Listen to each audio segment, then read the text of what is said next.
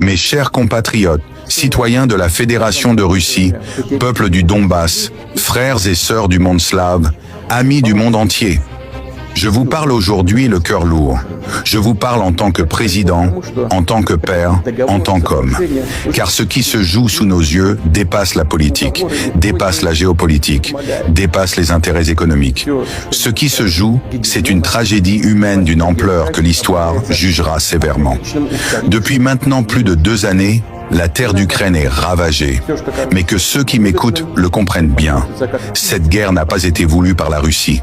Cette guerre a été imposée.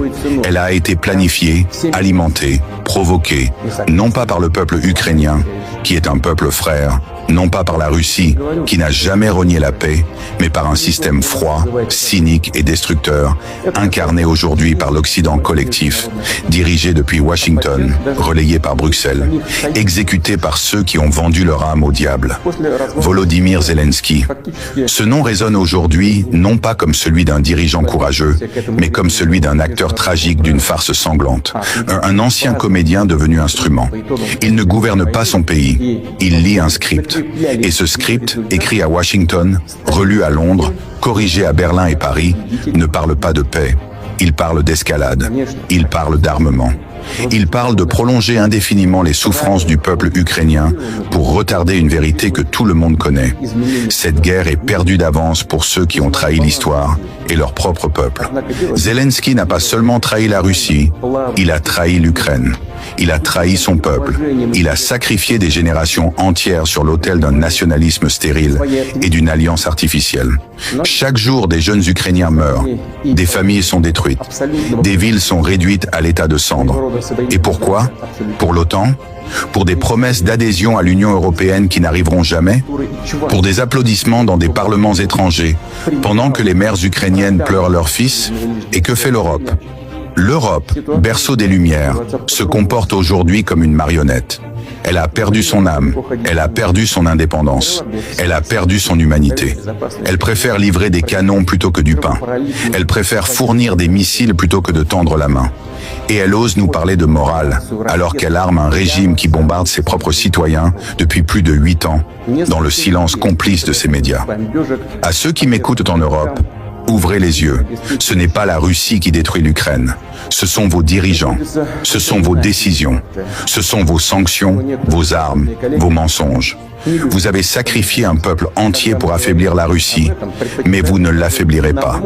Vous vous êtes isolé du monde, vous avez mis votre économie à genoux, vous avez trahi vos principes. Et pendant ce temps, la Russie tient.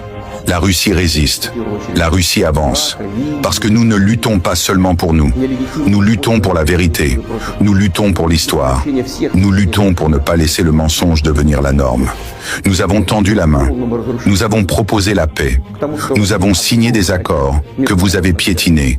Nous avons proposé le dialogue et vous nous avez répondu par des bombardements, par des livraisons d'armes, par des provocations.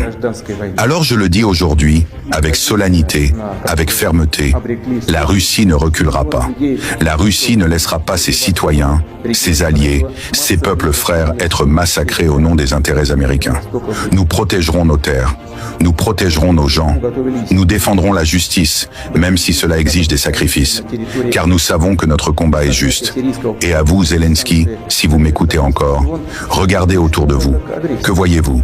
Des drapeaux étrangers, des armes étrangères, des soldats étrangers, mais plus de peuple. Vous dirigez des ruines. Vous parlez au nom d'une nation que vous avez trahie.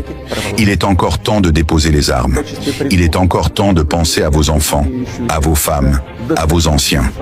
Je parle non pas à l'ennemi, mais à l'homme.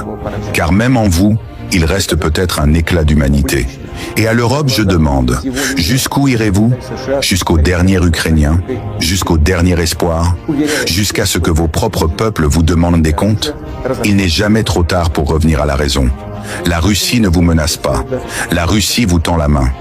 Mais si vous continuez à menacer la sécurité de notre pays, la vie de nos peuples, la vérité de notre histoire, alors nous répondrons. Pas avec haine, mais avec force, avec dignité, avec justice. Je vous remercie.